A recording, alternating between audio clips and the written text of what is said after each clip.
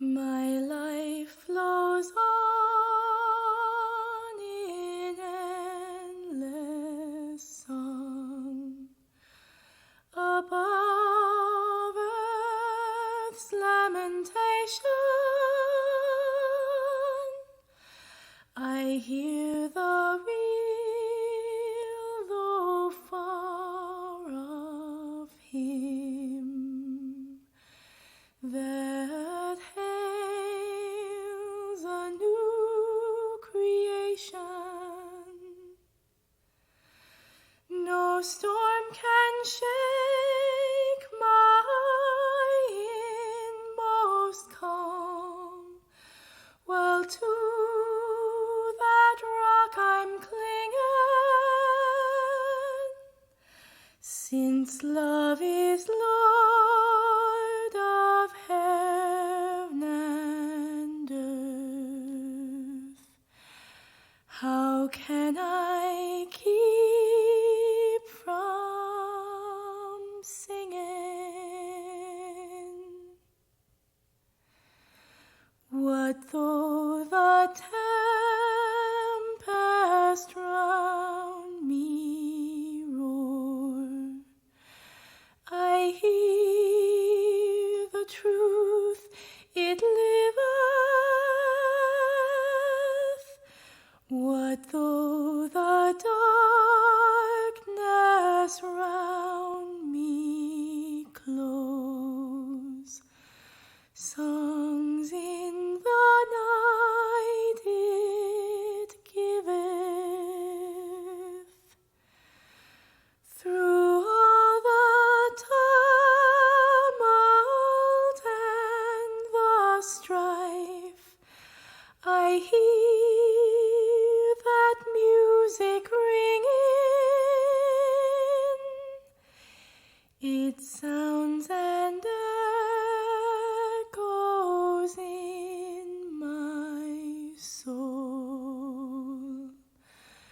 How can I keep from singing?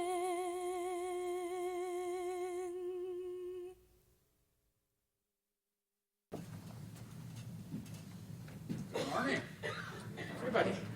I need to know who was that singing. Holly Yarborough. Holly Yarborough. Thank you. I'm Dennis Shaw, Allan's brother, his only sibling, and I am to start off today's program.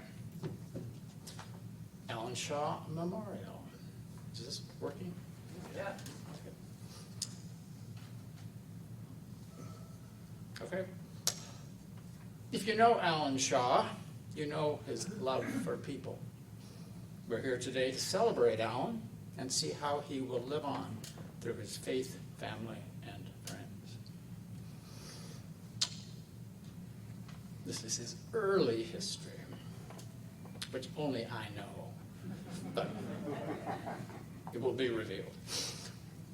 Michael Allan Shaw was born in Evanston, Illinois on July 14, 1940, to Frank and Mabel Shaw. I arrived 3 years later in November. Our parents had immigrated to the United States from Canada for the promise of a better future. Our father worked for the First National Bank of Evanston for his whole career, so 40 years. Around age 10, Michael decided he preferred to be called by his middle name, Allan. And from that point on, that's how he was known. So I had to adjust from Mikey to Allan.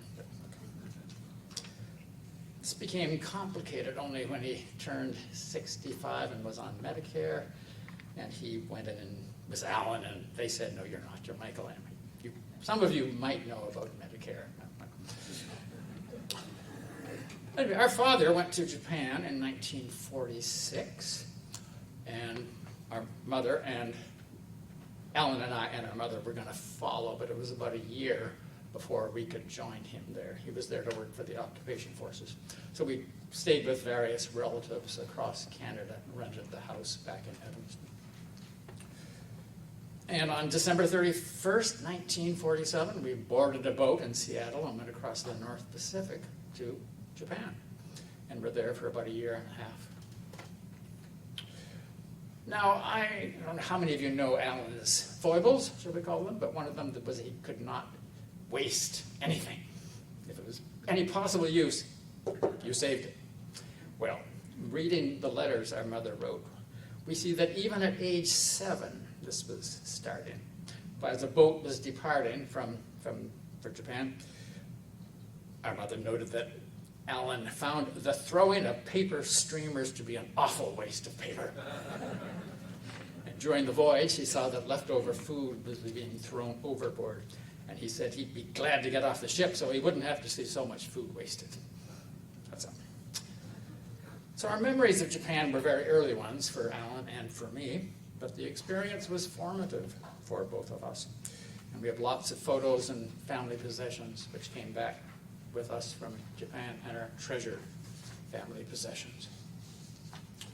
So back to Evanston in 1949, Allan was 9, and he started developing some lifelong friendships in school and in the community. He had good friends like Eddie Knaus, Pete Holzman, and Charlie Luth, sorry. And Allan, he went back to high school reunions almost every year, starting in 2008. So he made some good friends, good associations there. He was also a huge fan of Roy Rogers, and you'll see some pictures of him wearing the Roy Rogers hat. Of course, music was already very important to Allan. The family would spend the Saturday night sitting around the big old console TV, black and white, watching Your Hit Parade. And at our church, Covenant Methodist Church in Evanston, which we attended regularly, we both sang in the choir, and you can see some pictures of us looking angelic in choir robes. We went to Sunday school, we sang in the church choir, we went to the services, we were in Methodist Youth Fellowship. So this helped build Allan's faith and his love of music. Our parents both loved music, and they both played the piano. And I think our father played the saxophone in his early youth. But anyway, Allan did not play the saxophone. But anyway, my mother loved the Weavers. She loved hearing Goodnight Irene. Her middle name was Irene. So in 1951, our parents took us down to Chicago to hear the Weavers, the original Weavers, before they were blacklisted. And that was something, memory I treasure, and I know Allan treasures. The impact of Pete Seeger's banjo and the blend of voices and the harmonies became integral to Allan's musical awakening. Our mother also had LPs. There were 78.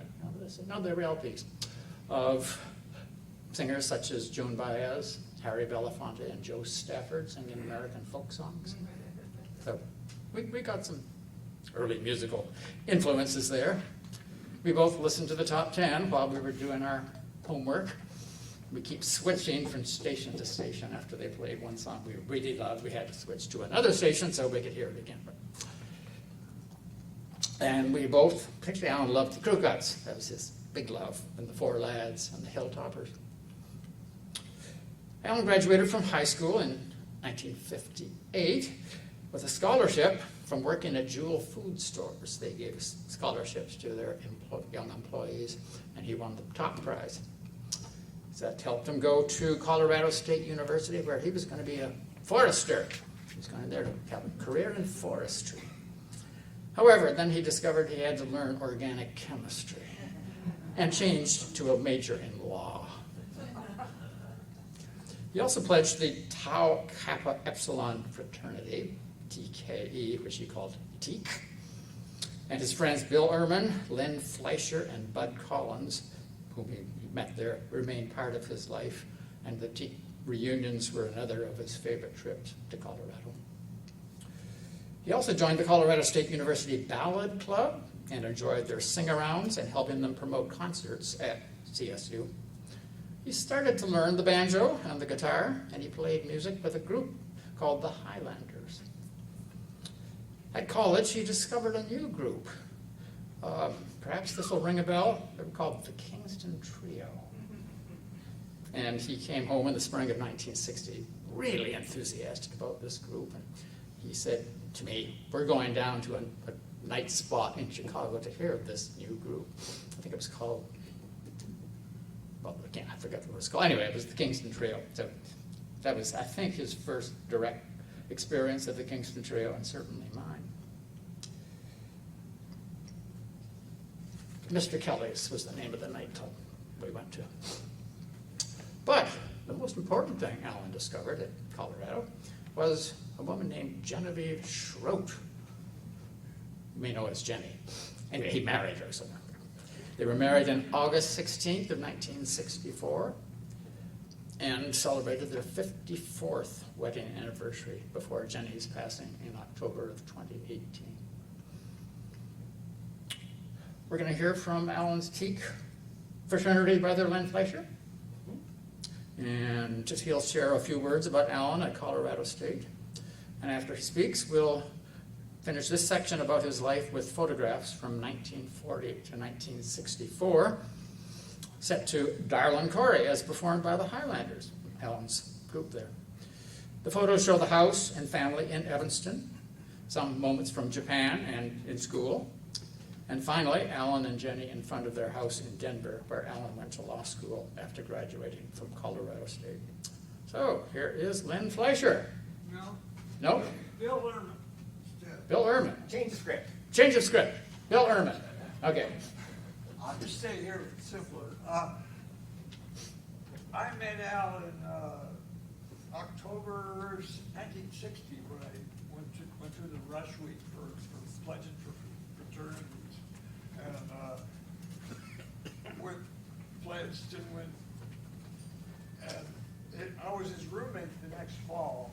And by that time he had gotten into basic banjo, and it was, I had to take up guitar in self-defense. He taught me those trick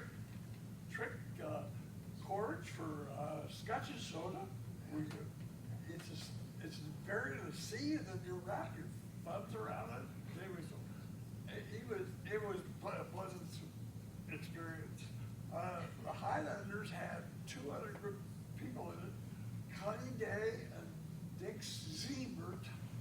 And Dick Siebert, later on, used to stop on my house when I moved to California to race his Super B Volkswagen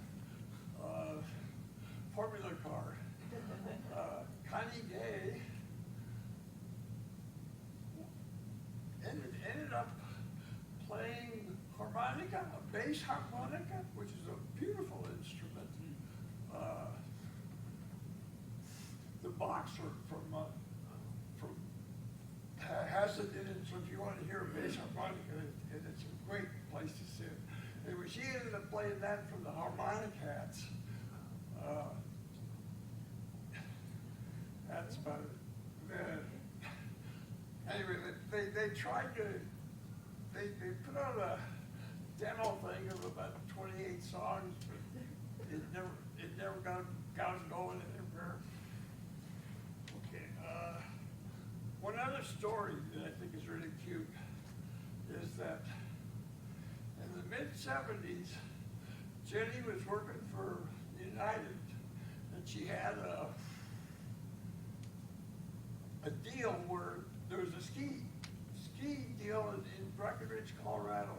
So my wife and I flew in from California, and they flew in from Chicago. We met at this condo at 11,500 feet in Breckenridge. And we had a great day skiing. And the next night, this girl panically was knocking on our door saying, "Help, help, help, help." And I was a ski patrolman at the time, so I had first aid training. And I said, "Okay, I'll try." I went down to another place, and here's this guy in his skivvies on the bed, sweating, huffing and puffing.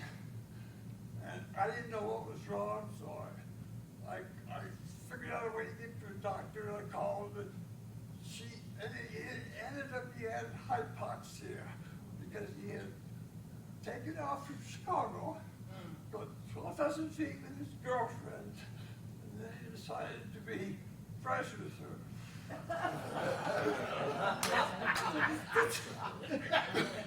This is one of those paper bag things. And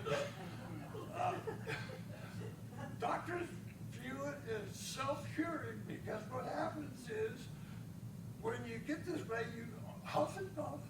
If you do it too much, you pass out, you breathe normally, and you're cured.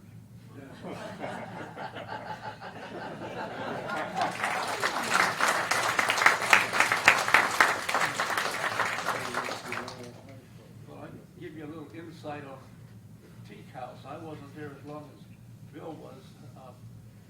I got there in '59, and Al got there in '58, and we had a lot of veterans from the Korea War still going to school there in the GI Bill. And I met Al. I thought he was one of those World War or Korea War veterans. But anyway, he was. That trait runs with the family, I think, with that receding hairline. Anyway, he was a great mentor. He helped us pledges. He was there if you had a question or something. And then he got into music. And I don't know if you guys even know much about the college fraternity system or who the Teeks were, Tau Kappa Epsilon, but we were a small fraternity out there, under 40 members, and some of the Teeks you may recognize. There's a guy called Ronald Reagan who was a Teek in California, and another fellow, if you ever go get any pills, is Walgreen, and they were some of the more common names. There's over 300 Teek chapters in the United States now, and our chapter out there was one of the more active. We didn't have hazing, I guess as they call it. That was another reason I went. I didn't want to get paddled.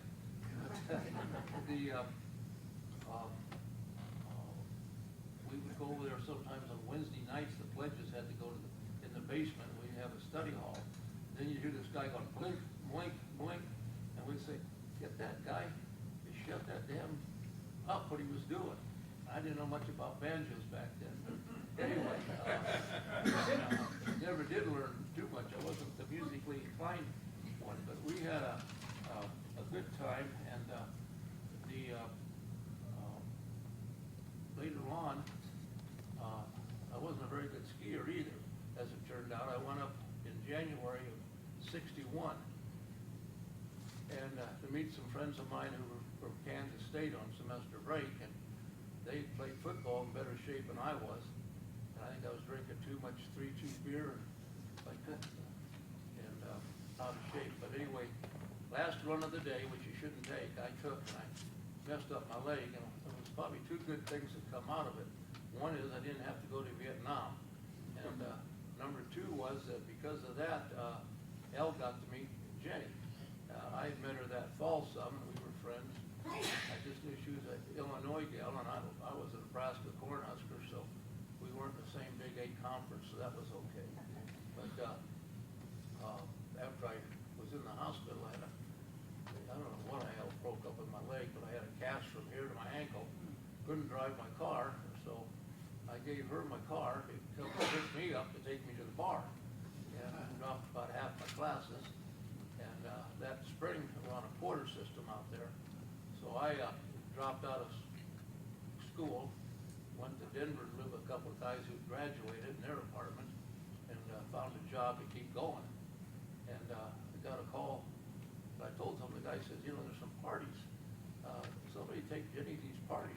She got to meet some of the Teeks and everything, and knew Bill and other ones there. And so I got a call from Allan. He said, "Hey, there's a party coming up.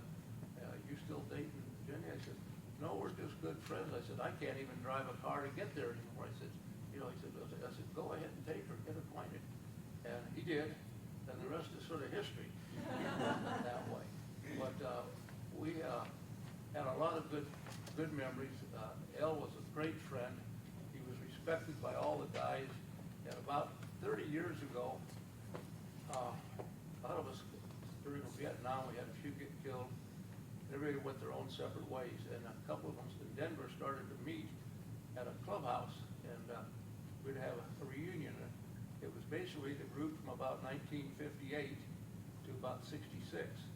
Of course, Al was one of the few guys in our fraternity that got through in 4 years. The rest of us were on a 6-year plan until we got shut off by our parents.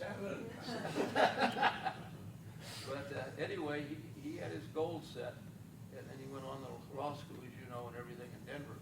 But one of the fellows who could not be here today, Jerry Starr, had sent me a text, and I thought I'd propose him read that, and it says, back in college, Al and I lived on the same floor, but separate rooms at the Teak House.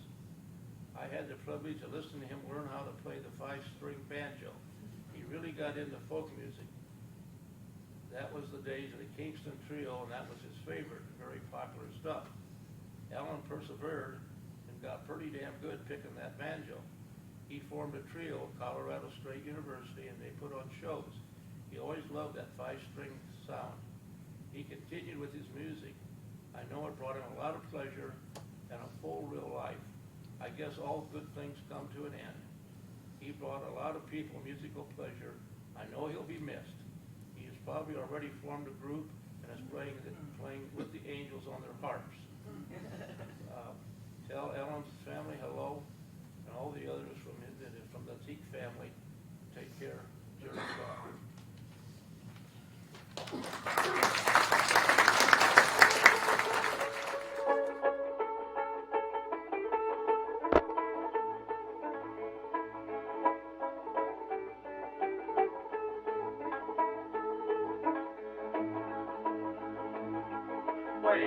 Wake up, darling Corey. What makes you sleep so sound? The revenue officer's coming, gonna tear your still house down. Well, the first time I seen darling Corey, she was standing by the sea, had a 45 strapped around her body, had a banjo on her knee. Wake up, darling Corey. What makes you sleep so sound? The revenue officer's coming, gonna tear your still house down. Go away, darling Corey. Quit hanging around my head. Bad liquor ruined my body.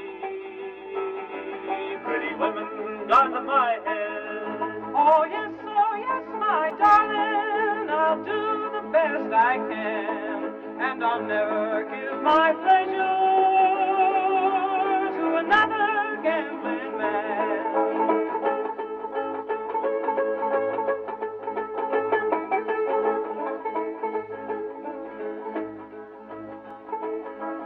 Dig a hole in the meadow.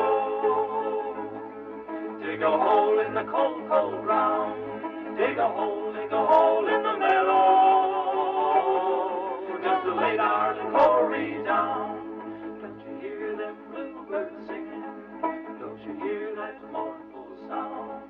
They're preaching Corey's funeral in the lonely graveyard ground. Wake up, darling Corey. What makes you sleep so sound? The revenue officer's coming,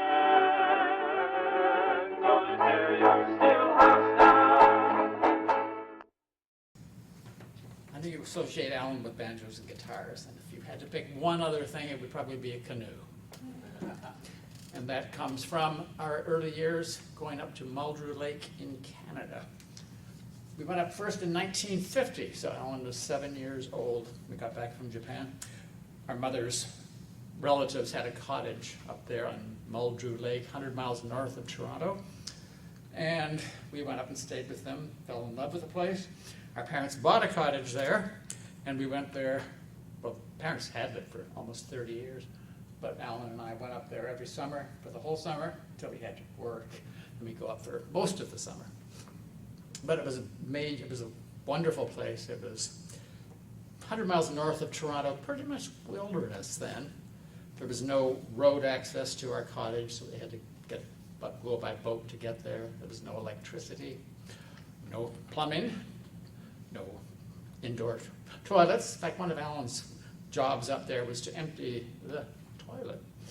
Big bucket of you-know-what. Take it back in the woods. Anyway. But Allan loved the beauty there. He loved the quiet, and he loved the water. He loved being in the water and on it.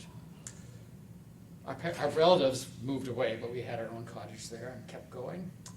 And it turned out, coincidentally, though our relatives left, our father found out that he was related, distant cousin, to another family on the lake.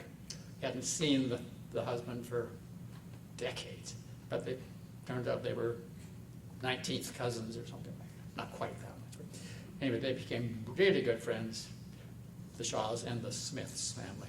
And Henry Smith, one of the sons of that family, is still very close to Allan today. But he had a lot of other friends there.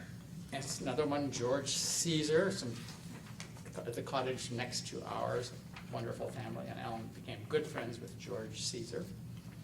And when he was there, he developed his love of nature, of quiet, and of canoeing. He also loved water skiing and any kind of boat. He won the top prize in the regatta there for young people every summer and won a canoe paddle, which he kept and kept and kept and kept. And you still have it, right, Ian? Yes. And the canoe, right? Yes, Allan worked at Jewel food stores, and he earned money. He was also had a paper route before that, and he saved his money and ended up buying a Peterborough canoe, red Peterborough canoe, and for a separate boat, a 10-horsepower Johnson motor. Allan was so proud of that, one of the fastest boats on the lake. Also in this cottage, the cottage we were in had been built in the 20s, I think, and in it was this old Victrola, this old wind-up Victrola, and there were a lot of 78s there, and Allan loved to have people play this old music. And he kept going there for many years. In fact, he'd be there now if he could.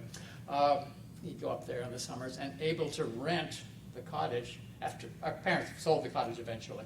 But Allan knew the people they sold it to, and so he was able to rent that very same cottage. And he went up there many, many summers until a couple years ago, 3 or 4 years ago. This was no longer to get up there.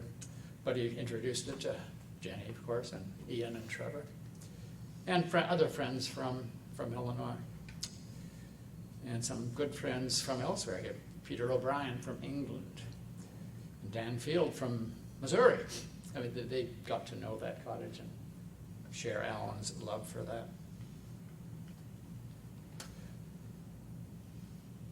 So the canoe and the paddle was in Allan's garage until he sold the house. It's now in Ian and Rachel's woodshed storage place. Anyway. So if you want to go on for a canoe ride, there's the canoe and the paddle. See him. Okay, so now we're going to have another video and more pictures of our life at Muldrew Lake in the 1950s mostly. Okay.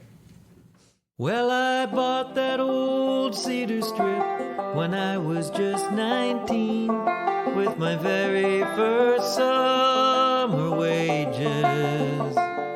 We'd take it up the old French River where the air was fresh and clean. Oh, Jenny, we haven't been there in ages. After we got married, we seldom used that little boat. We were raising 2 sons and a daughter, and I got busy trying to keep this business afloat. instead of floating on that pure northern water. Sometimes I pull the Buick out into the driveway, set that canoe down on the floor of the garage.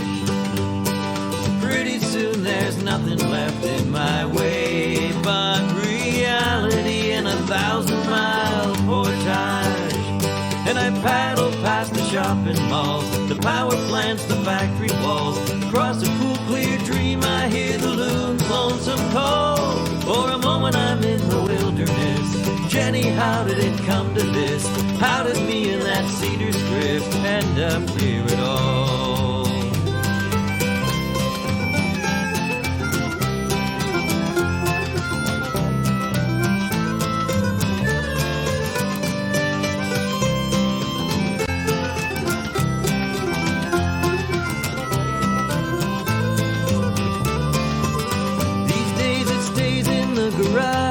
It is strapped to the ceiling, and I'm strapped to this job and to this suburb.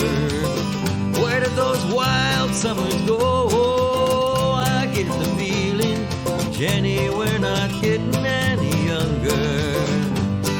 Sometimes when you and the kids are fast asleep, I silently sneak down the stairs. I grab my old paddle off the mantelpiece. You always thought it looked nice up there. And I pull the Buick out into the driveway, set that canoe down on the floor of the garage. Pretty soon there's nothing left in my way but reality and 1,000-mile portage. And I paddle past the shopping malls, the power plants, the factory walls. Across a cool, clear dream I hear the loon's lonesome call. For a moment I'm in the wilderness. Jenny, how did it come to this? How did me and that cedar strip end up here at all?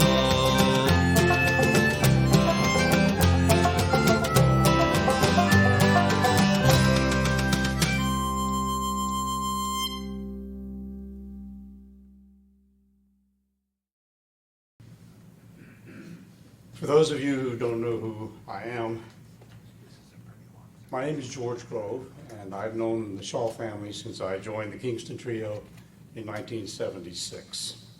When I would come up to Chicago to perform, Allan and Jenny and Ian and Trevor would always take me out for a good Chicago pie.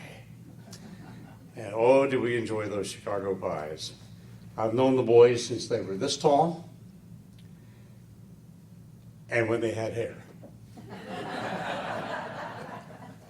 I'm glad to see they followed in my footsteps. Before I continue with my portion of the show, I just wanted to say that a very important part of Allan's life was coming to the Kingston Trio fantasy camps and the Americana Folk Music Reunion that took place in Scottsdale, Arizona every summer in August. And Paul Reibold was the owner of those camps, and he managed those camps for all those years, 25 years. And I asked him if he had something that he would like for me to say, because Paul and his wife annually take a vacation in Ireland, and that's where they are now. Kind of a tough commute to Chicago. So he said, one evening on stage, I made mention of the fact that there are thousands of folk singers who owe Allan and Jenny debts that can never be repaid. And we all know, as Jack knows, as all of us who appear on stage know, Allan was so important in recreating an interest in the recordings of folk music. Paul Reibold also said, Allan was one of the few people that I've known who never pissed off Jon Stewart.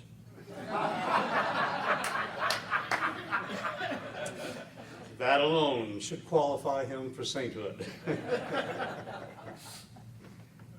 So, Allan started working at Jewel in 1956 while he was in high school, and he continued there over summers, home from college.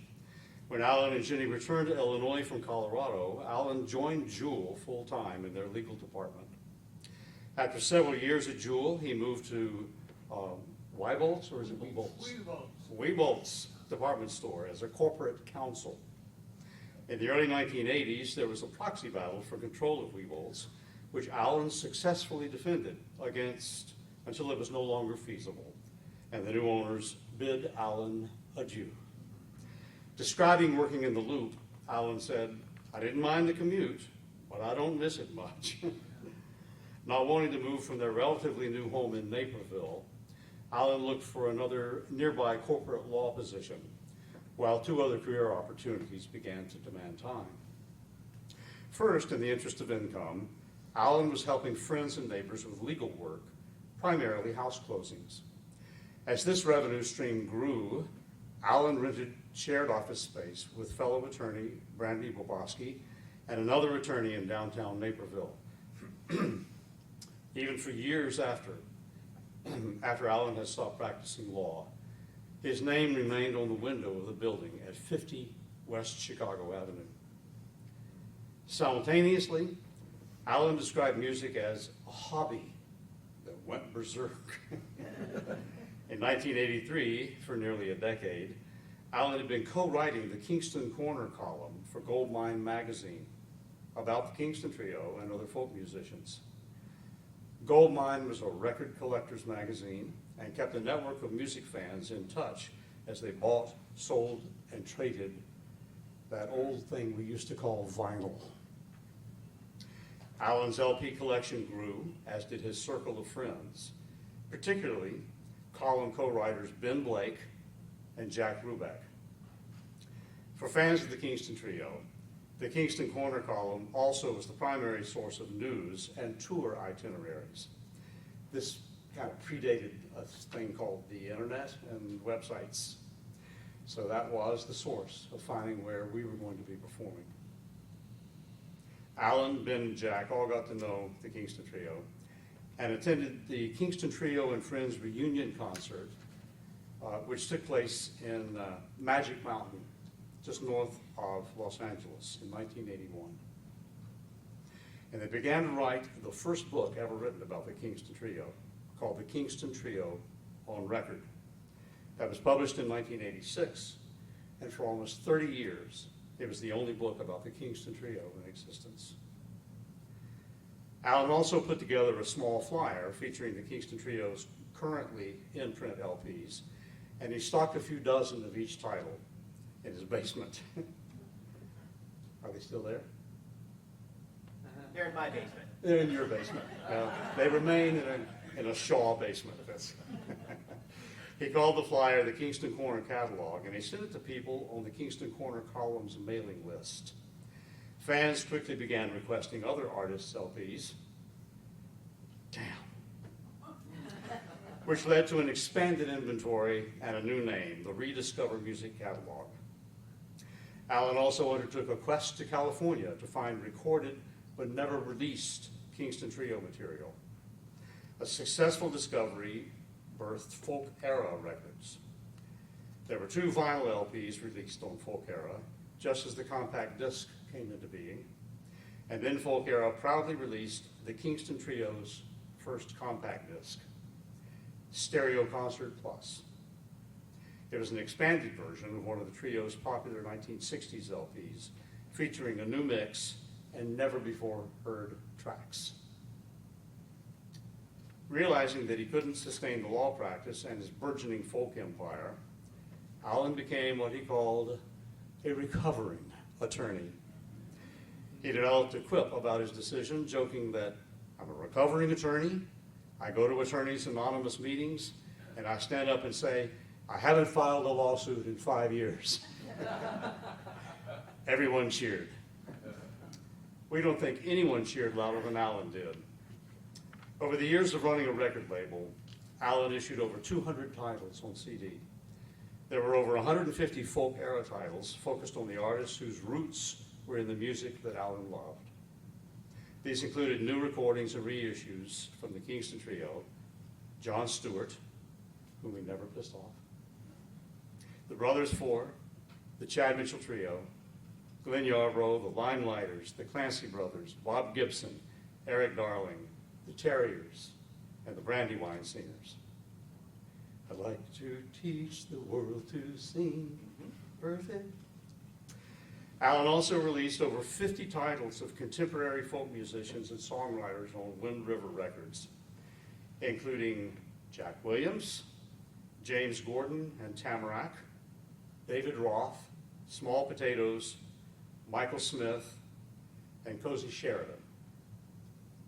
While every folk era release deserves mention, two were unique. In 1987, Congress established a commission to celebrate the 200th anniversary of the Constitution. As part of the celebration, Allan released a CD called We the People, which featured a collection of popular folk songs telling the story of the American experience. Tying all of these songs together was a narrative Allan wrote that was recorded by Johnny Cash, along with 3 songs Cash specially recorded for the album. The other standout release was a CD of 2 concerts given by Paul Robeson in 1952 and 1953 at Peace Arch Park in Blaine, Washington State.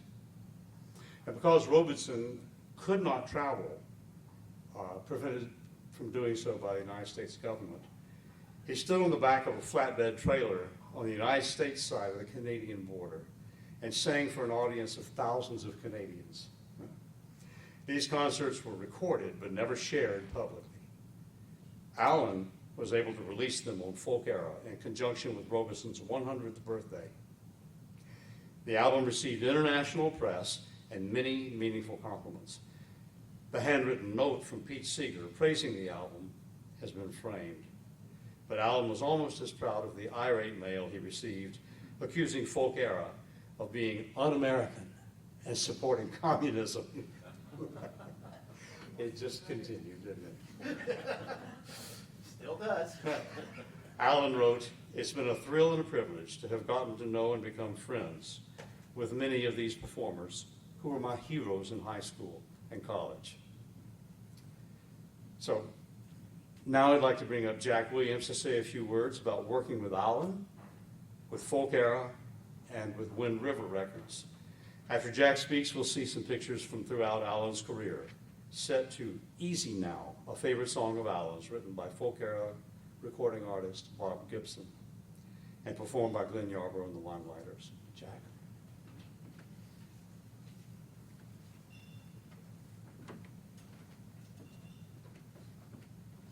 Hi. George covered a lot of the ground I was going to cover, but I knew Allan mostly just from the perspective of an artist on his label, and we could only be friends on occasion because I lived far from here and only got to see him when he came for a festival of the Folk Alliance, or when he came down to South Carolina to a music gathering that Judy and I hosted almost every year on the Edisto River, and watched Allan crawl into an inner tube and float down the Edisto River with us. That was a wonderful experience. But getting to know him personally was a really important thing to me, because I have to tell you, there's a great oxymoron in our culture. Music business. I'm sorry, but it is an oxymoron. And I'm standing here as a living example of somebody who took that to heart and went the other way. Allan was my refuge in that sense. I've known so many venue presenters, people who have, the places where we go to listen to music.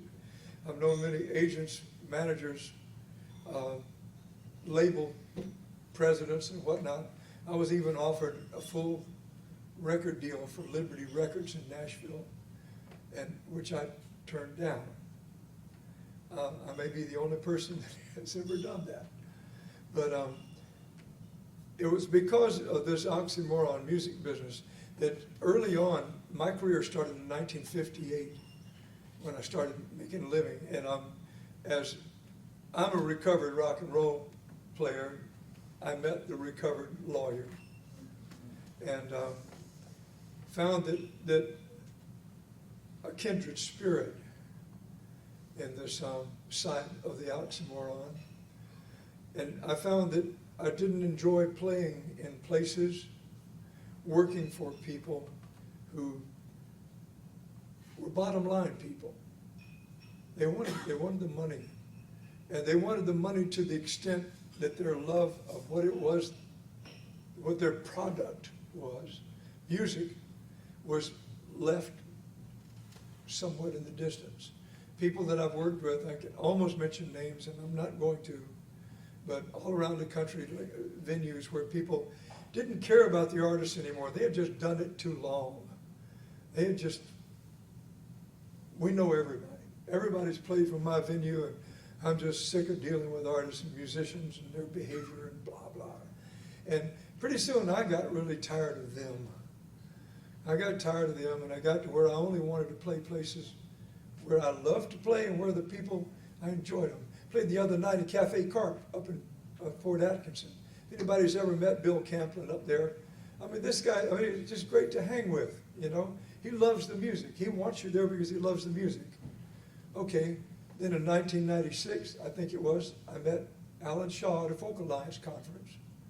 And long story short, I ended up on Folk Era. But I think it was your instigation that, or your influence, that got him to, rather than just treat the Folk Era artists, to include the contemporary singer-songwriters, David Roth, Michael Smith, Small Potatoes, and me. And so I got to be on Wind River Records and was really proud of that, because here I was working with somebody who was on that other side of that oxymoron, on the music side.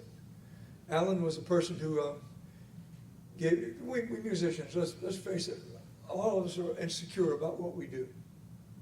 We're terribly insecure about our music, and does anybody care? Anybody love it? Did I do okay? You know, we're always in that state. And even no matter how far up the ladder we climb, we still have those insecurities. And it sometimes takes the approval and affirmation of someone like an Allan Shaw to accept you into his recording family, and to give you this affirmation that you're doing good. You're doing good. You're doing good enough for us to include you in our family here. And Allan and I became friends, and I loved the idea of doing business with somebody where it didn't feel like business. And that's the way I felt with your dad, is that it wasn't, oh, we need to get down to business here. We need to, yeah, Jack, that music, that's fine, but we need to talk about this here. I've even watched the great North American Folk Alliance. It started out being a thing of people and music. And, you know, you might find Tom Paxton and Lucy Kaplansky and Ellis Paul sitting underneath a stairwell in some hotel, playing music, drinking together and having fun. And that was the Folk Alliance I remembered. And then gradually it turned over to where it became bottom line and started to smell of Nashville. And I left it. I went to 20 national conventions. I went to all of the regionals, and I left it behind because it started to be a business. The other side of the oxymoron had taken over.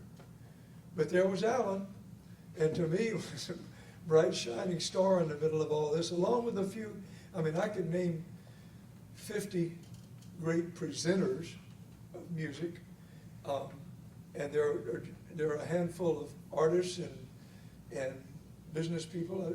Well, David Tamulevich, I remember talking to him. I felt like I was talking to a person. You know, we were talking about business, but we were talking person to person. It felt real. And with Allan, that's the way it was with me. I enjoyed his company so much that not only did we do business together, we socialized, came down to South Carolina, came to our house in Arkansas and visited there. And it just didn't feel like It didn't feel like the business. And yet we were doing business, but we didn't do a lot. Like I said, I was invited to be a part of Liberty Records, big label. Man, I was so proud and honored to be a part of Folk Era Wind River, as opposed to being on this big label and a big name thing. I was honored and pleased to be a part of it. And then to find that Allan, you know, and I mentioned this in the concert last night, that he would learn one of my songs. And I was so proud of him too, because most of the people that learn my songs, you know, say, well, Jack, I can't play it like you do, you know, I do it kind of, they always give me their apologies and qualifications.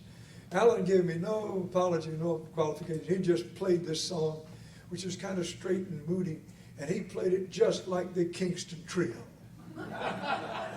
And it was beautiful. And I just thought, that's what you do. That's how you do it. And Allan understood that. He understood musicians. He was an artist-oriented businessman, I suppose. I hardly see him as a businessman. And to put the nail in that coffin, so to speak, I make my first visit to the Folk Era office. And I drive into the Naperville cemetery. Where the hell am I? The neighbors were so quiet. And I walked in there, and there were two businesses in there, and there were boxes of CDs everywhere. And I just thought, you know, this is it. It wasn't like when I walked into Liberty Records, you know, it looked kind of like the Sheraton. And you walk in, you're afraid you're going to break something, you know. But no, this place, I felt quite comfortable there, just wandering around. You know, I don't have much to offer other than, I know I'm supposed to talk about his career, but you've heard more about his career, and there's nothing more I can add about that. But the personal side was that when it comes to the oxymoron music business, Allan was on the music side. He loved the music, and that's why his artists loved him, and that's why I loved him. That's why I miss him.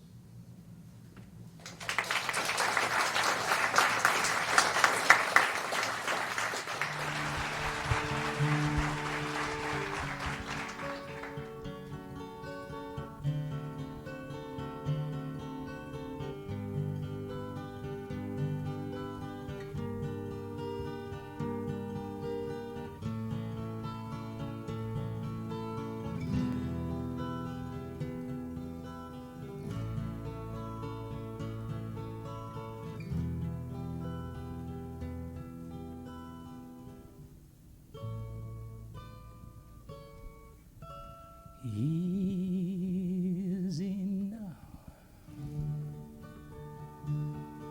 Take it slow. God be with you wherever you go. Just one more thing I want you to know. I loved you, really loved you. Don't look for reason or for rhyme why in all and forever this wasn't our time. Maybe some other day in some other clime I could love you, really love you. Lord, but it hurts me to send you away. Voices inside me keep crying out, stay. Don't know what's right, it's hard dues to pay. I hope we can smile if we meet up one day. Please forgive me for using you so. I took much more than you'll ever know. Remember the teardrops can make flowers grow. but my arms are all empty with nothing to give but the freedom to go and to love and to live easy now. Take it slow. God be with you wherever you go. Just one more thing I want you to know. I loved you, really loved you.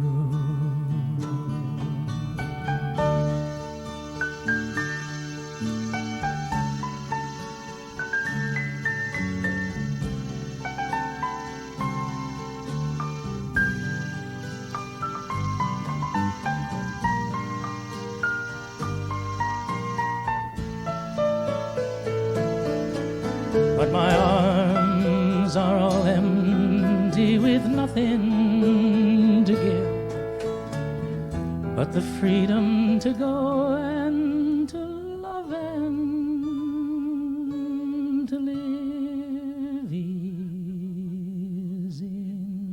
now. Take it slow. God be with you wherever you go. Just one more thing I want you to know. I loved you, really loved you.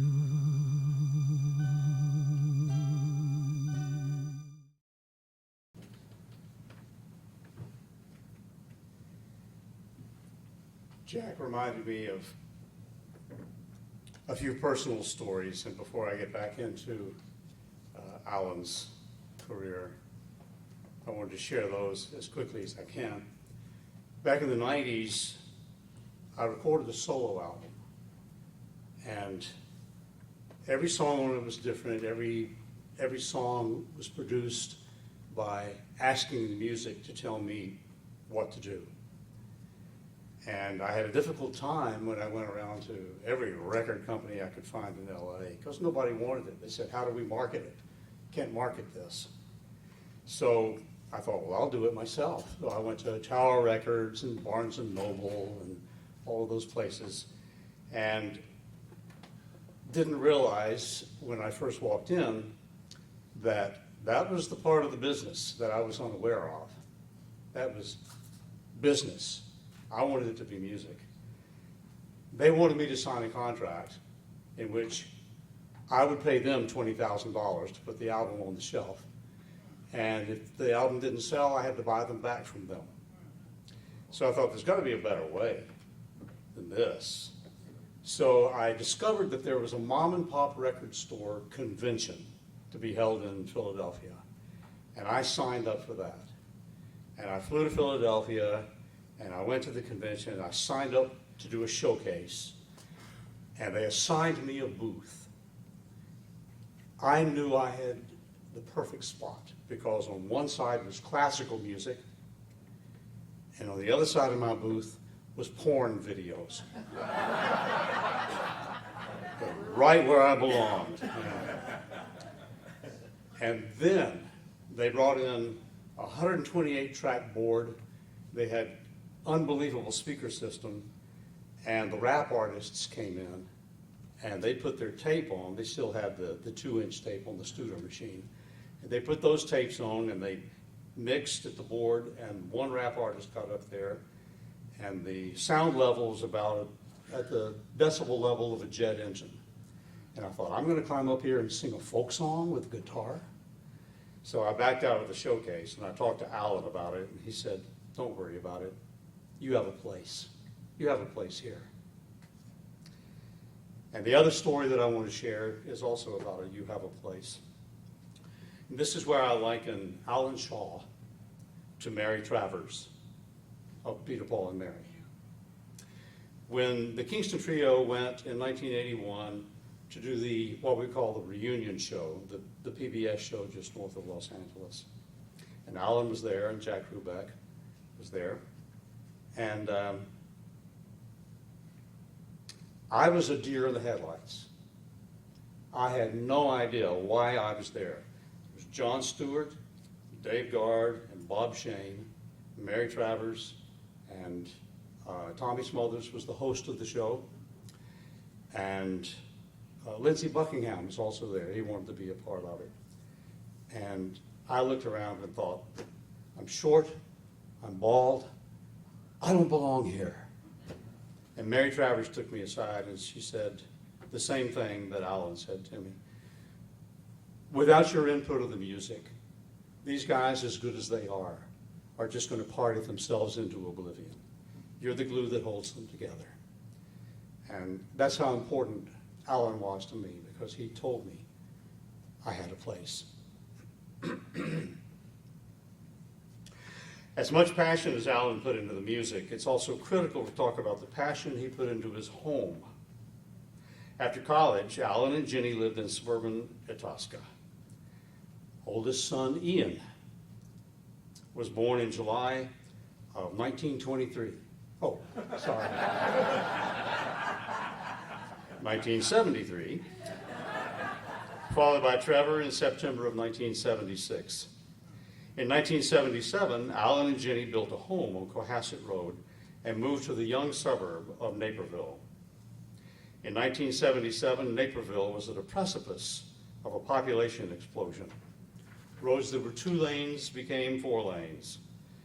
And between 1980 and 1990, the population of Naperville grew, doubling from 42 to 85,000, and then doubled again by 2020. Allan's collection of music memorabilia, vinyl records, compact discs, VHS tapes, and DVDs also exploded at a similar rate. Through this change, Allan and Jenny spent 42 years in the same house at 6 South 230 Cohasset Road in the Century Hill subdivision. Jenny balanced her role of maintaining sanity in the home with helping grow Nichols Library from a small building on Washington Street to the multiple campus organization that it is today. And speaking of multiple campuses, the Allan Shaw Library and Memorabilia Museum expanded too. At one point during the downsizing, after Jenny had passed and Allan reluctantly parted with the house, Allan's collections occupied parts of Allan's apartment, Ian's home, Ian's barn, Ian's wood shop, and a storage locker. Were there any still left in the cemetery? Ian They insisted. had the heart to throw him out. Ian insisted that I let you all know he's happy for you to take home some of the remaining folk era inventory that you have seen and will see on the tables. We tease Allan with lots of love, but Allan and Jenny had lots of love to share. Together they raised Ian and Trevor in that home, Cohasset Road. They saw the trees grow from saplings to giants, and their home was a welcome place for many friends and family, holiday memories, folk musicians, and until Jenny insisted on rented office space, it was Allan's business empire. In a masterstroke of marketing, that office space ended up being in the Naperville Cemetery. Jenny thought that by having the business off-site, Allan might end up collecting and storing less material at the home, but instead it just gave Allan more space. Jenny's job at Nichols Library became even more fortuitous than she'd expected, as the library waste bins became home to some of the more dilapidated items that Allan didn't realize he was parting with. Century Hill and Naperville were also more than just a home to Allan. They were a community that he was proud to be involved with. He began volunteering with the Naperville Crime Stoppers in the 1980s. Crime Stoppers assisted local law enforcement by allowing people to safely make anonymous tips. Allan was proud to be part of that civilian community board of directors. He served as the historian and archivist for many years, until stepping down in 2023. And speaking about Allan's involvement in Crime Stoppers, I'd like to invite up Carol. Where's Carol? Cradle, yeah. Carol, Cradle?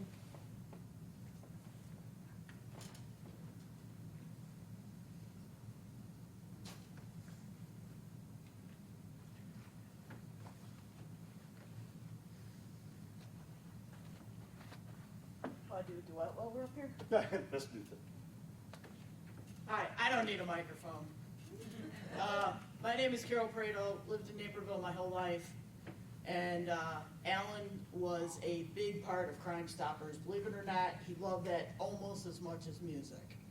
So his passion, he was there over 40 years, one of the longest members, not oldest, I said longest. And Crime Stoppers is where you can call in, give anonymous tips. We as the group, in fact, our president is here, our vice president is here, another member, Susan, is here. We as a group, we don't even get to know who called it in. That's how anonymous it is. And it is all around the United States, Crime Stoppers. I was talking with some of the group members when I found out I was going to get up and speak, and I said, tell me a few things that you'd like me to say. And they said, well, one thing was, Allan wanted to bring the conference to Naperville for the Crime Stoppers. And they went to Virginia, and he loved to tell stories. And they said by the end of the story, you were laughing, because then you understood everything he was talking about, and you were cracking up. So, but he said, we only missed it by a few votes from bringing it to Naperville for the convention. So there's probably 2 or 3 people that didn't know Allan, and that's probably why we only lost by like 3 votes. But we really, he was also obviously one of the law people in our group too that we could talk to.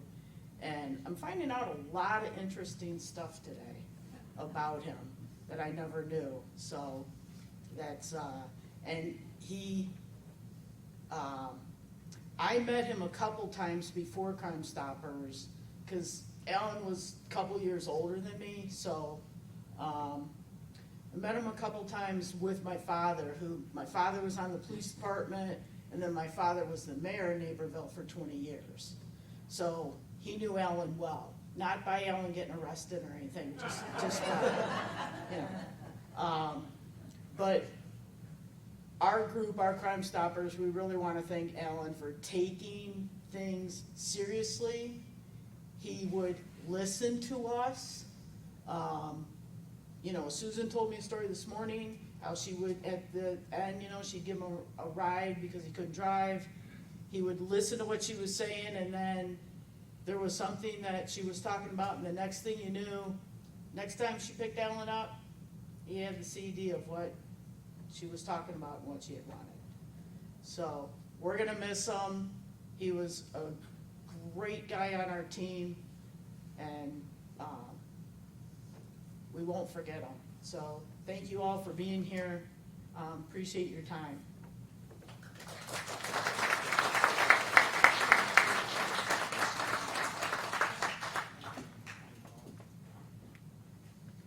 Tied to Allan's love of Naperville was his involvement in the Naperville Presbyterian Church. So sharing the story of Allan's faith are Walt Keeney and Davy Chu.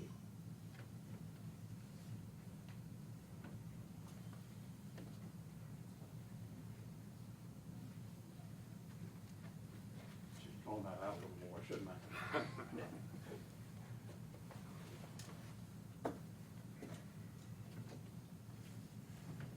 Thank you, George, and Ian, thank you for inviting me and Davy Chu to be part of this today. It's really great to be able just to listen to all of the stories about Allan. Actually, the story of Naperville Presbyterian Church and Allan and Jenny Shaw began in 1983. June of 1983. That's when a man by the name of Mike Marcy and his wife Sally, came to Naperville. They were under the sponsorship of a church in Boca Raton, Florida, called Spanish River Church, that really wanted to plant a church in Naperville. And they sent Mike and Sally up here to do that. Immediately, they were able to gather 4 families, and they began meeting together to a Bible study, to pray together, and to ask God to help them pull together this church and plan for the first public worship service. Now, at that time, George, as you said, Naperville was exploding population-wise. The Naperville Presbyterian Church was part of that. In only 3 months, they had their first public worship service, and it's really amazing that at that first worship service, they had around 75 to 80 people. So that would have been in the early fall of 1983. Now, at that time, Allan and Jenny, as you learned, they lived in Century Hill. And they were part of a church in Lisle, Illinois. And as Allan tells the story, every Sunday morning, we were late getting to church. And this one Saturday, or Sunday morning, it would have been probably shortly after NPC's first worship service. By the way, they were meeting in a primary church school that was just right outside of Century Hill. So as they're driving late to Lisle, Allan sees the sign. And he points it out to Jenny, and he says, you know, if we go here, we'll be on time. And that's what they did. And that was their beginning with NPC and their long association with NPC. Over those first few years, probably 6 years or so, our church met in schools. First of all, that primary school. And then as we grew, we moved to Naperville Central High School and ultimately to Naperville North High School. Now, these early years were really pretty special for the people that were part of the church because we didn't really have a staff. So the church members, those attendees, they would do everything. They put together the worship. So this is all, of course, under the direction of Pastor Mike Marcy. But they would plan the service. They would do all the children's education, all of that kind of stuff. And that in itself made it very special, especially, you know, when you're meeting in schools, you have to set up and then tear down afterwards. Now, their goal always was to have a church building of their own. But in those early years, you can just imagine all of this working together. It brought a togetherness. Now you've seen that in how Allan lived his folk music life, and his association with people. And he got that same experience with NPC. Not only built togetherness, but a sense of ownership, that this is my church, and these are my people. And you talk to people that were part of those early years, and that was just really, really very special for them. And Allan and Jenny were part of this. After about 5 or 6 years, the church always planned to build its own property. And with Allan's legal background, he was very involved in our buying our first property, which we had to sell because it was too small. It was on West Street in Naperville. And then we bought a second property that he was very involved in. He handled all the legal work, and that is at our current location on Sanctuary Lane, just off Rickard Road in Naperville. And it was in, I think, about 1990 when we completed our first phase building program. And just to illustrate what it was like for those early people, they wanted to save money. So they didn't have the contractor finish the inside of the job, inside of the church. They said, we'll do it ourselves. So people would go to their regular job, then they would come home at night, they would change clothes, grab a bite to eat, and then go to church to work for 2 or 3 hours, finishing off the inside of the church. And some people would say, you know, you see that piece of trim up there? You kind of see where it's crooked? I did that one. So that's kind of what it was like. Subsequently, over the next 10 years, we went through a second phase and then a third phase. Naperville was just exploding, and we participated in that. Now, my wife, Georgia, and I, and by the way, Allan and Jenny were involved in all of that. But my wife and I, we came to Naperville in 1995, became members of the church in 96, and of course we met Allan and Jenny. But where we really got to know them was when we were in a small group together. Now, small groups, you'd have anywhere from 4 to 5 families, or maybe as many as 8 or 9. We would get together on a regular basis, like every week or every other week. We would have a common study, or maybe we'd be talking about the church sermon, but we would share our lives together. We would really tell what's going on and pray for each other and encourage each other. And I think you can see how that's so fit what we've heard today about the way Allan lived his life, and Jenny as well. As part of that, that's when I learned about folk records and his love for folk music. But as I got to know him a little bit better, I realized that it was more than just the music. This whole culture, the friendships that he cultivated, and it all revolved around this love of music, but especially the time he spent with so many of you. That was just so important to him. Now, while we were not involved in that, at the same time, we did get to enjoy some of the fringe benefits. I remember in the early 2000s, Allan really wanted Glenn Yarborough to come to Naperville Presbyterian Church for a concert, and he arranged that during the Christmas season. I don't remember the exact year.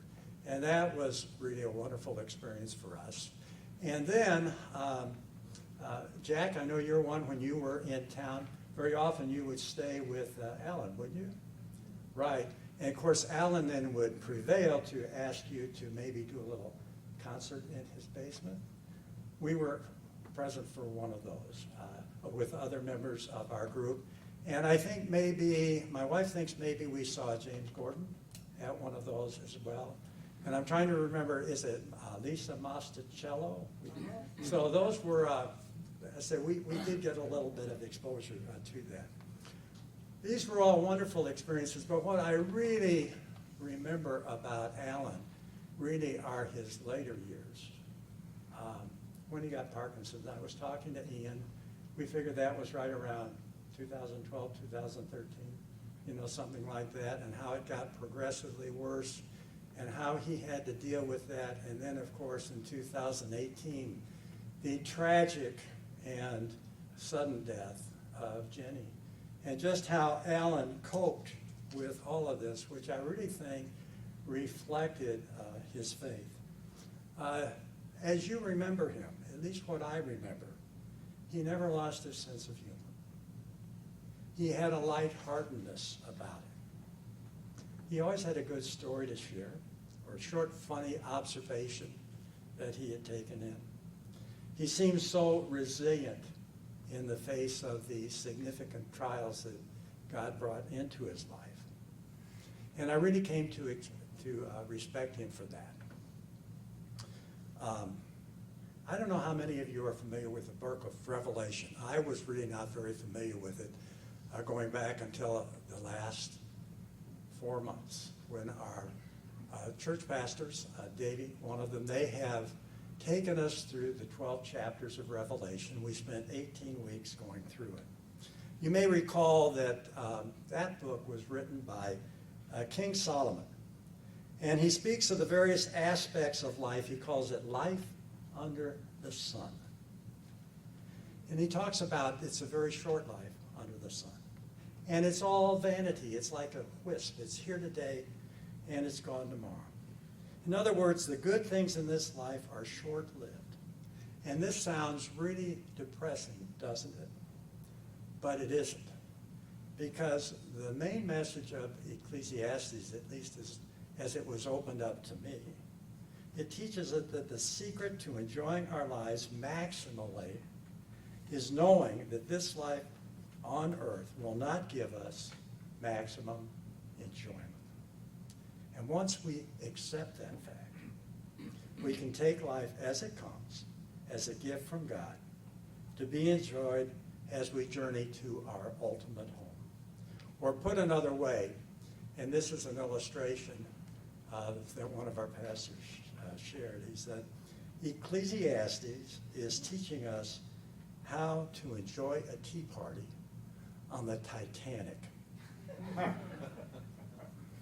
Now, Allan would have enjoyed this sermon series because I believe this is the way he lived his life. He knew this life will not totally satisfy. He took the good and the bad. He took every good thing as a gift from God, and he enjoyed it to the fullest. He took the bad things in stride, recognizing these are part of life under the sun. He didn't try to turn, and this is another illustration our pastors gave us, he didn't try to turn this 2-star hotel under the sun into the 5-star hotel he knew would be his for eternity. One of the things we like to do sometimes at our church, think of a Bible passage that reminds you of a person. And for Allan, James chapter 1, verses 2 through 4, stand out to me. It reads, "Count it all joy, my brothers, when you meet trials of various kinds, for you know that the testing of your faith produces steadfastness. And let steadfastness have its full effect, that you may be perfect and complete, lacking in nothing." Now, the joy referred to in these verses does not reside in the trials themselves, but is the recognition that even in the darkest hour, God is in control, and his divine purposes will prevail. As Romans 8:23 or 8:28 tells us. And we know that for those who love God, all things work together for the good, for those who are called according to his purposes. I think Allan really understood this, and I think he demonstrated that in his life. I appreciated his steadfastness, and I'm going to remember him for that. Let me close this just in a short prayer. Dear God, our Father, we thank you for the life of Allan Shaw. We thank you for the husband and father that he was, for the friend he was to so many of us, and for the joyful way he walked through the ups and downs of life. We pray he is at peace alongside his beloved Jenny, both together, rejoicing in your presence. God, we pray this in Christ's name. Amen. Thank you.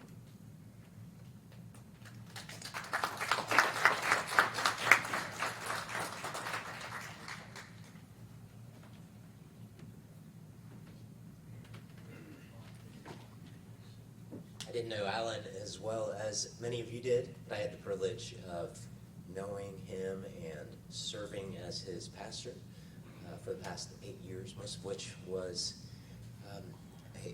during the time when he was battling with Parkinson's. And yet my observation with Allan was that despite the fact that he was battling with that, he didn't let Parkinson's rob him of joy. In fact, I was struck by something that Ian had written in corresponding with Walt and me about this celebration. He said, "Dad was joy." It's a telling statement from somebody who knew him better than most. You've heard some of the personal stories about Allan's involvement at our church. You've heard about his love for music and his involvement in all that. And to complement that, I thought it might be appropriate to read a psalm and share something about his faith, specifically about his source of joy. Certainly, Allan was a joyful person. He had a joyful disposition, but his faith in Jesus Christ was the source of a joy and hope that run deeper than disposition and that lie beyond the reach of changing circumstances, even beyond the reach of death. The Christian hope, the hope that Allan held and that he now knows better and more clearly than he ever knew in this life, is that in the end, for those who look to Jesus Christ for salvation, death and sorrow and sadness won't have the final word. God will cause life to triumph over death and joy to triumph over sorrow and sadness. Psalm 16, helps us see that. I'll read a couple of selections from that and offer a couple of brief reflections. Preserve me, O God, for in you I take refuge. I say to the Lord, you are my Lord. I have no good apart from you. The Lord is my chosen portion and my cup. You hold my lot. The lines have fallen for me in pleasant places. Indeed, I have a beautiful inheritance. I bless the Lord who gives me counsel. In the night also my heart instructs me. I have set the Lord always before me. Because he is at my right hand, I shall not be shaken. Therefore my heart is glad, and my whole being rejoices. My flesh also dwells secure. For you will not abandon my soul to Sheol, the place of the dead, or let your Holy One see corruption. You make known to me the path of life. In your presence there is fullness of joy. At your right hand are pleasures forevermore. What the Bible teaches and what Allan knows now more solidly than he ever knew before is that God himself is the wellspring of all joy. In your presence there is fullness of joy, the psalmist says. At your right hand are pleasures forevermore. We were made for joy, according to the Bible. The joy of knowing and loving and fellowshipping with God himself. Every received good, every received joy that we have in this life comes from God. So the psalmist says, I have no good apart from you. Friendship, music, laughter, family, love, so many of the things that Allan enjoyed, they all come from God. Our joy in each of these received goods was always meant to point us to the fullness of joy in the God who is their source. Every drop of joy that we experience in this world is meant to point us to the fountain of all joy in God himself. Every beam of gladness is meant to point us to the Son of all gladness in God himself. But the Bible isn't one long story of unbroken joy. It's the story of the joy that we were made for, lost and restored again. When Adam and Eve ate the forbidden fruit in the garden, they sinned and disobeyed God, but it was more than that. They were, in essence, rejecting God, taking a stand on the notion that something or someone outside of God could bring fullness of joy, as the psalmist says. And ever since then, we've been doing the same thing, trying to satisfy the endless hunger of our souls with everything but God, alienated from the God in whose presence is fullness of joy and unable to restore fellowship with him by our own efforts. But it was God's joy to rescue sinners and save them and restore them to the joy of fellowship with him. The book of Hebrews said that for the joy set before him, Jesus endured the cross, where by his death he made atonement for sin. What was that joy that made him endure the cross? The joy of rescuing helpless sinners. Those who trust in Christ for salvation share in his joy. Allan shared in the joy of Christ. Beneath Allan's joyful disposition through faith in Christ, Allan possessed a joy of salvation that couldn't be undone by anything in this life. And through faith in Jesus Christ, Allan now possesses a joy that's been unlocked by death. What the Bible says is that for any who trust in Jesus Christ, because of his triumph over death, in his resurrection, death doesn't close the door on joy. It opens a door to eternal life and to the everlasting fullness of joy that we were made for and that each of us so longs for. The kind of joy that's so brilliantly resplendent that makes even the brightest of earthly joys seem dim and shadowy by comparison. We grieve because of what we've lost through Allan's death, but I feel sure that what Allan would say, if he could say something to us, is that we don't need to grieve for what he's lost through his death. He hasn't finally lost joy through his death. Fullness of joy in the presence of God has exploded into new reality for him through the life that comes after death. Allan has heard his master say to him, "Well done, good and faithful servant. Enter into the joy of your master."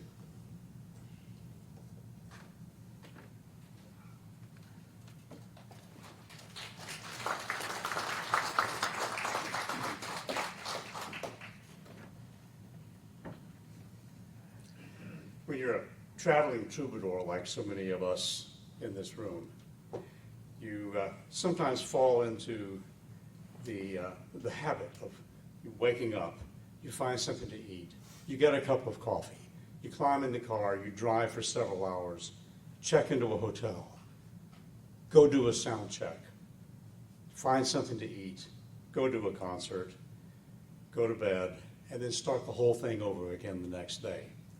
And it can become a kind of an endless circle that makes you feel as though you may belong everywhere, but you don't belong anywhere. Whenever I would come to Chicago, I knew I had someplace that I belonged. I could go to Allan's home. I stayed in Allan's and Ginny's home, and Ian's and Trevor's, and would listen long into the night to the different artists that Allan was listening to and signing to Folk Era and Wind River. And that's where I was introduced first to the magnificent music of Jack Williams. It's where I was introduced to so many different artists. Greg Brown, the great poet from Iowa. And at one point, Allan said, "I know who you really need to listen to."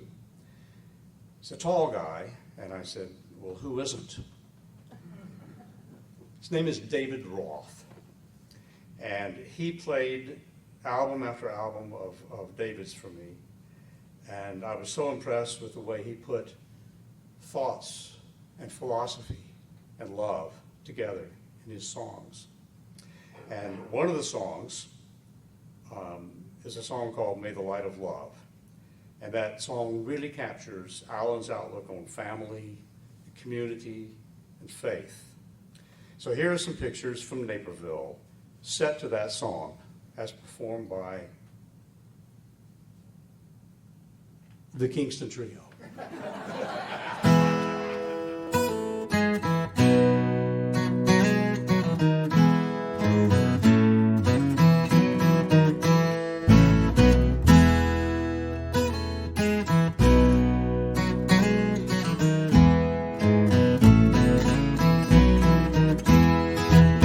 As we come around to take our places at the table, a moment to remember and reflect upon our wealth. Here's to loving friends and family, here's to being able to gather here together in good company and health. May we be released from all those feelings that would harm us. May we have the will to give them up and get them gone. For heavy are the satchels full of anger and false promise. May we have the strength to put them down. May the light of love be shining deep within your spirit. May the torch of mercy clear the path and show the way. May the horn of plenty sound so everyone can hear it. May the light of love be with you every day.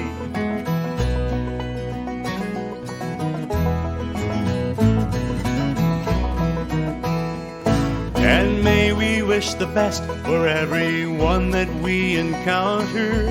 May we swallow pride and may we do away with fear. For it's only what we do not know that we have grown afraid of, and only what we do not choose to hear.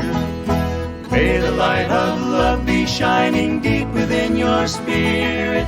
May the torch of mercy clear the path and show the way. May the horn of plenty sound so everyone can hear it. May the light of love be with you every day. And as we bless our daily bread and drink our day's libation, may we be reminded aid of the lost and wayward soul, the hungry and the homeless that we have in every nation. May we fill each empty cup and bowl. May nothing ever come between or threaten to divide us. May we never take for granted all the gifts that we receive, being ever mindful of the unseen hands that guide us and the miracles that cause us to believe. May the light of love be shining deep within your spirit. May the torch of mercy clear the path and show the way. May the horn of plenty sound so everyone can hear it. May the light of love be with you every day. May the horn of plenty sound so everyone can hear it. May the light of love be with you. May the light of love be with you. May the light of love be with you every day.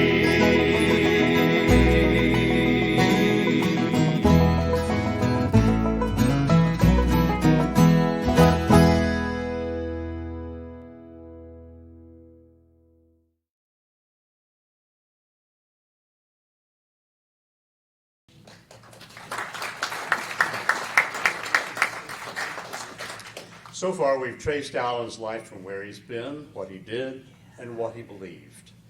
Now let's think about his legacy. Most importantly, we turn to his family. Preceded in death by his parents, Frank and Mabel, and by his beloved wife, Jenny, Allan is survived by his brother, Dennis, and partner, Michael, sister-in-law, Vicki, and her husband, Larry, and by his two sons, Ian and Trevor, along with their respective partners, Rachel and Catherine. Prior to Ian and Trevor's birth, Jenny had worked for United Airlines, so they often traveled the country together, flying standby. After Ian and Trevor, family vacations were usually road trips, often to Edwardsville to visit the Schroet family, along with some trips to Michigan while the boys were in elementary school. At different points, each of the boys worked for Allan. Trevor famously quitting at Christmas dinner when Allan tried to talk work. Ian's tenure lasted for longer and ended less dramatically, but Ian recognizes Trevor as the smarter of the two in that instance.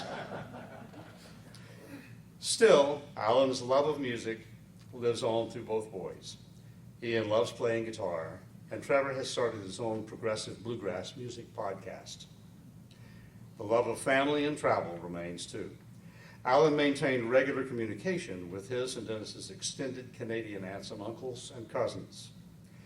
Ian and Trevor remember their trip to Vancouver in 1981 for Frank and Mabel's 50th wedding anniversary and getting to meet multiple generations of Canadian relatives. Then in the summer of 1992, Allan, Dennis, Ian, and Trevor spent 3 weeks driving first to Winnipeg and then to the Canadian Rockies, on to Vancouver, all with stops to visit relatives. After Vancouver, they drove to Seattle, Portland, and finally home through the American Rockies and Denver. While visits with Shaw cousins mapped the trip west, the trip towards home was mapped by friends and favorite places from Allan's college years. Allan's Canadian cousins were also the reason he went to 4 family reunions in Winnipeg in 2004, Clear Spring, 2016, Alberta, 2017, and in British Columbia in 2019. The tie to cousin Henry Smith was also integral to Muldrew Lake. In fact, all the traveling Allan did later in life was related to his loves of music, friends, or family. Allan and Dan Field's first connection was music, but seeing the red canoe in the garage led to many trips to the Boundary Waters in Minnesota with Ian and Dan, plus one with Ian and Trevor, and another with Dennis. Allan and Jenny also made a nearly annual trip to visit Trevor in Ohio for 2 years. That's where Trevor lived. And then they began traveling regularly to Trevor's home in Chattanooga, visiting Jenny's sister Vicki along the way. Allan and Dan would also stop and visit Trevor on annual music trips to Alpharetta, Georgia. Of course, we all know who lived in Alpharetta. It was Bob Shane of the Kingston Trio. Talking about Allan and family will be Dennis, Trevor, and Ian.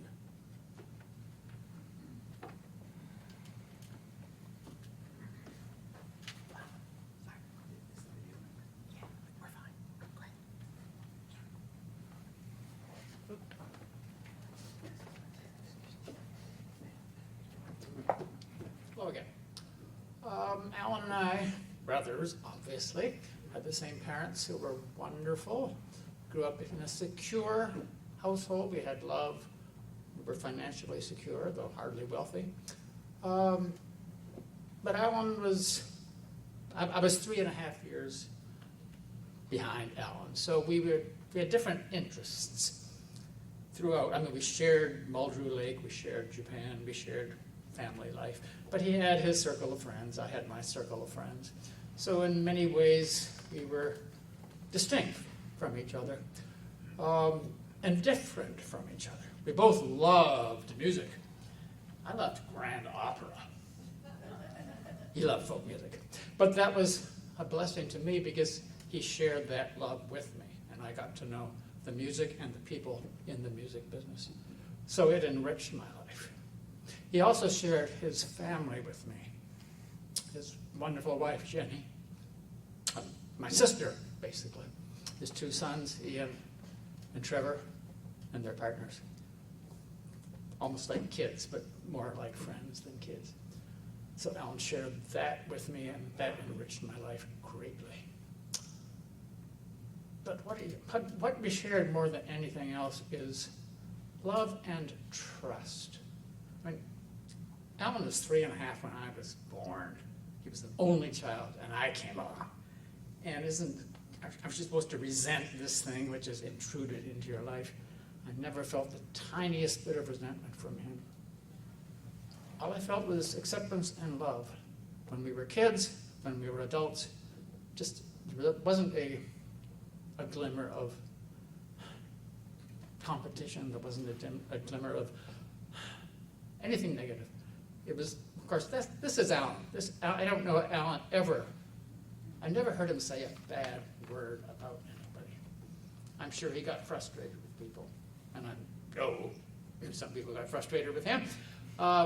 But I never heard a word of criticism.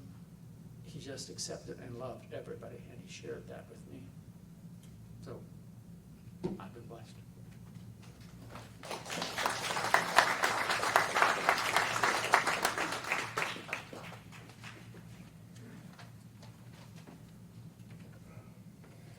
There's no doubt in my mind that I am my father's son.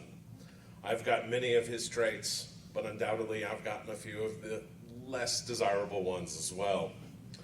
As has already mentioned, my father was incredibly frugal. He refused to get rid of anything that still had some form of functionality. The definition of functionality could be interpreted differently by many. For example, in my youth, he had a pair of dress shoes that were completely worn through the soles.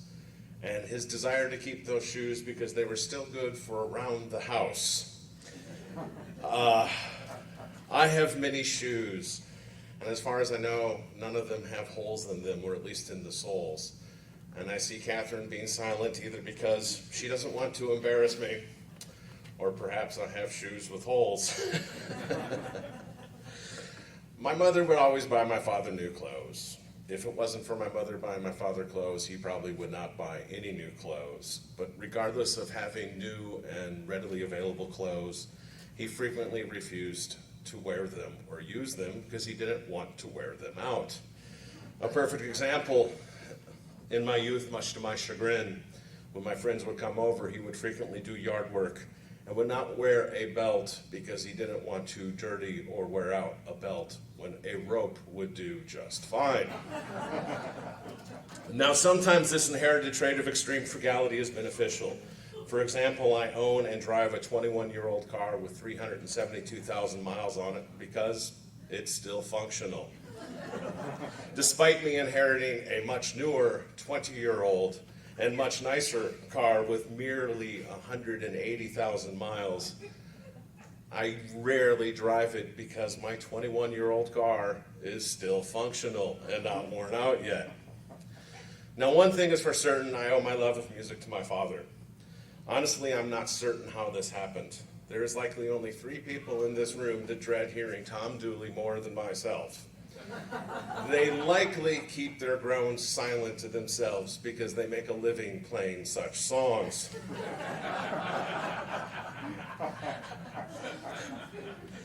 I may not have the passion of popular folk music that my father has, but he allowed me to grow extremely passionate to bluegrass, progressive bluegrass specifically.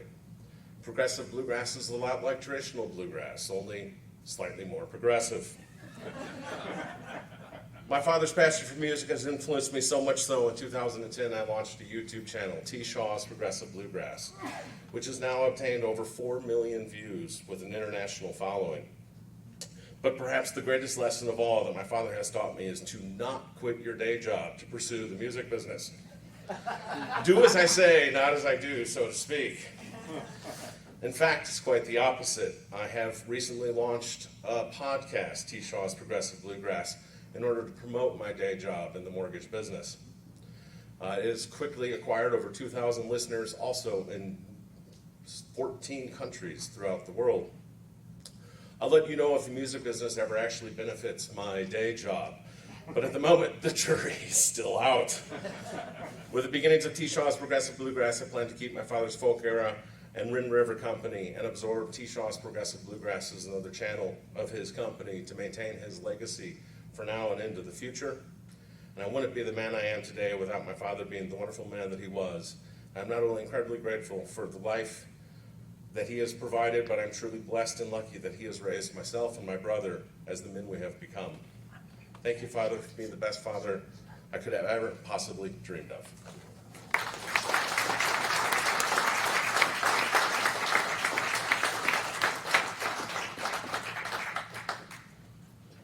I will just share 2 quick things that I learned from Dad. The first is sometimes it is easier to beg forgiveness than it is to receive permission. I will still be begging your forgiveness. I did not realize just how much we had to say about Dad. And the second thing is sometimes it's easier to show than tell. So rather than trying to capture my dad, I hope this weekend has shown you some of how much affection I had for him and how much he's meant to me and to the rest of our family. And as far as words go, I'm going to let one of mine and Dad's shared favorite songwriters, Michael Smith, speak.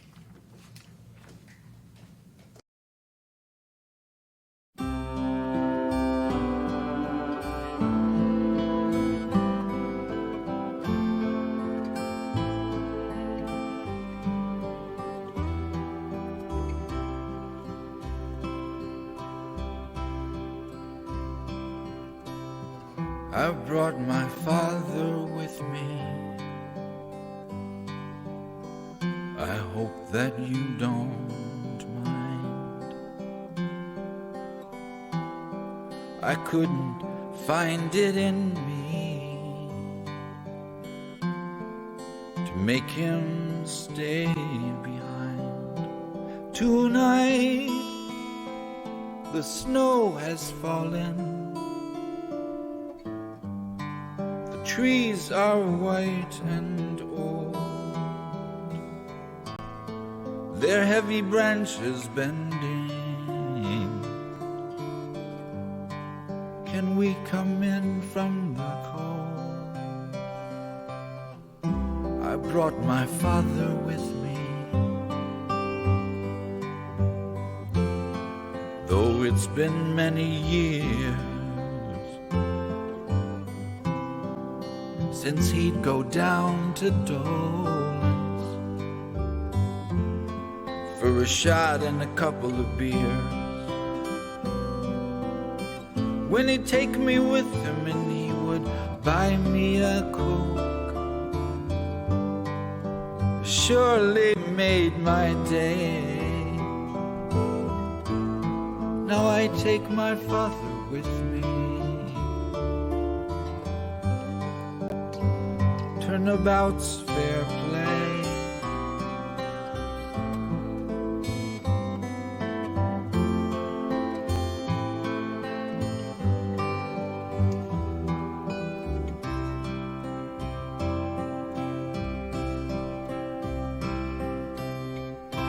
Car trips to Pennsylvania, when all of us would sing, and he sang Bells of St. Mary's, and he sounded just like Bing. Summer days down at the shore,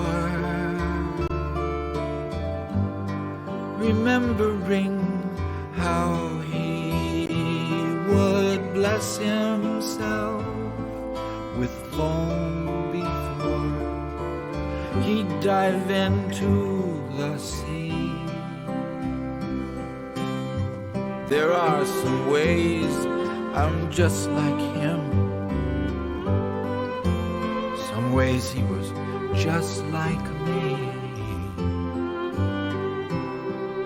Sometimes when the mirror's dim, his face is clear to see. Tonight, the winds of heaven blow the stars across the sky. I brought my father with me. I couldn't say goodbye tonight. The winds of heaven blow the stars across the sky. I brought my father with me. I couldn't say goodbye.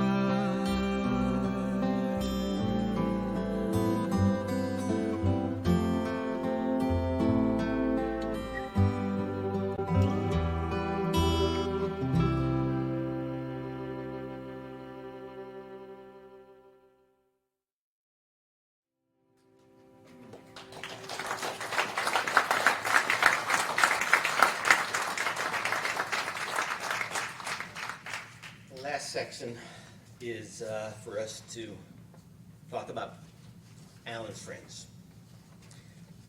Because so many of you are here today because of the role of my dad in your life. Allan tried to attend every Evanston Township High School class of reunion he could.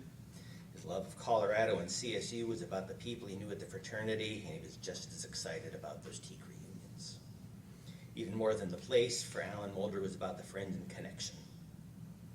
In the 1990s, Allan began going to and then hosting Friday night song circles at his office, then at his home. The song circles continued as Allan moved into retirement at Independence Village. No matter how tired Allan was, he loved those song circles, and he never became more energized than on a Friday night when he knew friends would be gathering to sing.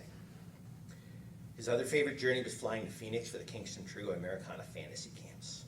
Allan was graced with friends who helped him sing Kitty Starr on stage to standing ovations.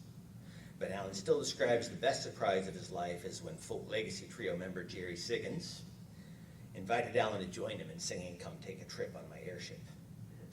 Allan knew he'd be singing, but he didn't know that Trevor and I had flown out to Phoenix to surprise him at the performance. And I think Dad delighted as much in being able to introduce us to his friends at camp as anything else. One of Dad's best friends who introduced Allan to Boundary Waters, briefly worked with Dad at Folk Era, visited Naperville often, accompanied Allan to Muldrew and the fantasy camps, and was instrumental in helping Dad get around, is Dan Field, who's going to share a few words.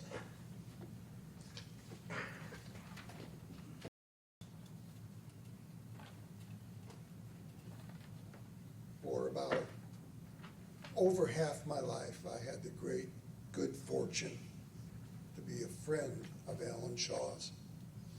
And when Ian asked me if I would say a few words, I started thinking about what to say. And, you know, there was the time we did this, And what about the time that happened? And pretty soon I had a book called Adventures with Allan. And sitting here today, and listening to everybody and looking around at all of you who've come to honor Allan, I'm reminded the first time I got to go to fantasy camp with Allan and realized the first day that we could not walk more than about 150 feet without somebody stopping Allan to talk to him. And he would share a conversation for as long as that person wanted. We'd get another 100 feet or so, and he'd be stopped again. Everybody at that camp loved him. And I began to realize the true measure of Allan Shaw can be found in the caliber of the people who loved him. We shared, Allan and I, a lot of interests. Obviously, Kingston Trio, music, the Boundary Waters, canoeing. We were both recovered attorneys. We never lost our interest in law. We would discuss it after hours. The politics, the law, the Constitution, anything. But what I treasure most about Allan is the world he introduced me to, and that world is all of you. And you really are the true measure of Allan. Allan and I both admired greatly a singer-songwriter named Ian Tyson. And in one of Ian's songs, from way back when he was still married to Sylvia, he wrote the words, "For all the roads, my friend, we traveled down, I'm a better man for just the knowing of you." And that's the way I feel about Allan.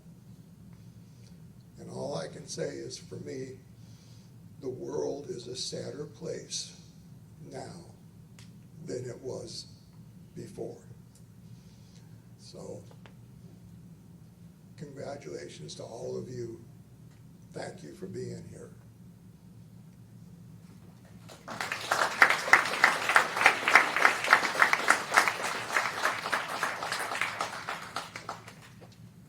Second to the last video from one of the Americana camps. Here's a recording of Allan singing one of his favorite songs, Kitty Star, set to photos of his friends from Evanston, Teak, and the world of music. Listen, I don't know of any man who has done more to preserve, protect, and promote the music that we love than Allan Shaw.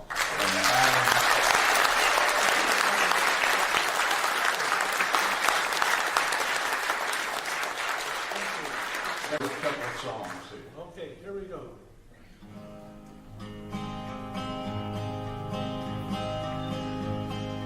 Texas rodeo can turn a boy to smile. He's just about to fall in love with Kitty Star. She's riding like the wind with her hair straight out behind her, in a bright golden dress that shines like prairie fire. I will not forget you if I live to be 14.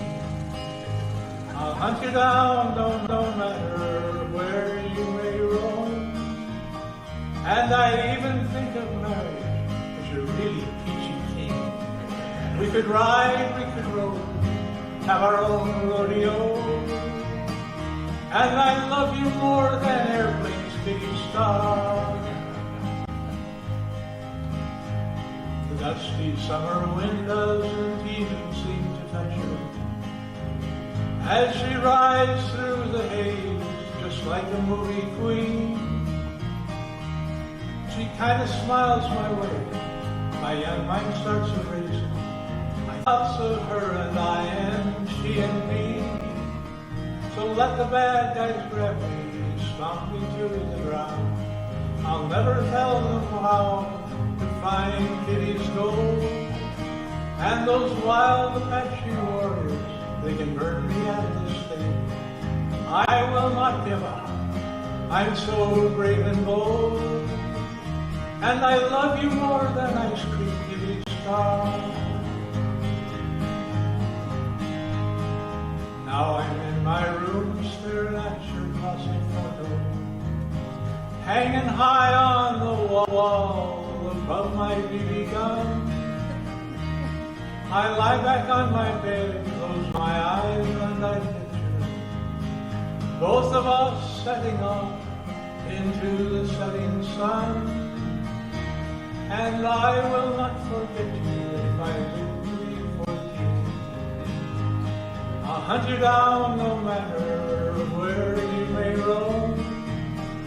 And I even think of marriage, if you're really peachy keen. We could ride, we could roam, have our own rodeo. And I love you more than Christmas, Kitty Star. Yes, even more than airplanes, Kitty Star. And even more than baseball, Kitty Star.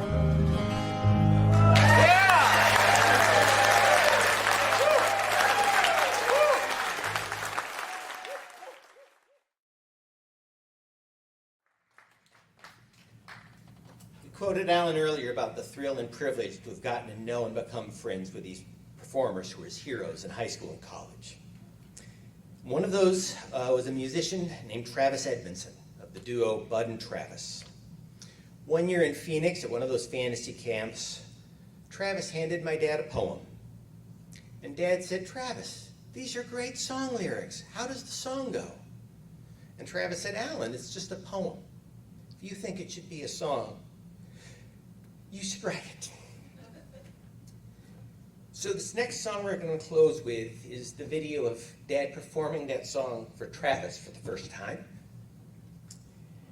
And the refrain of the song speaks to the love of the people I've known, which speaks to Dad's outlook on life. The love of all of you who he's known.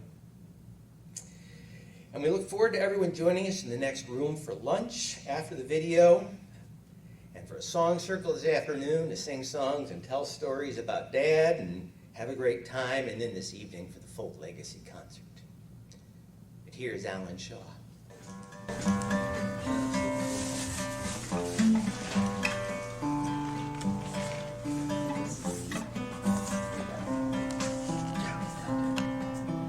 Born to the sun, raised by the wind, blown in the rain, then born again, I return to the only possession I own.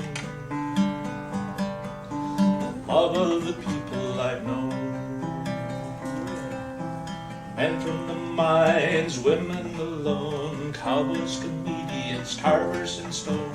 To the people who've given me the strength to go on,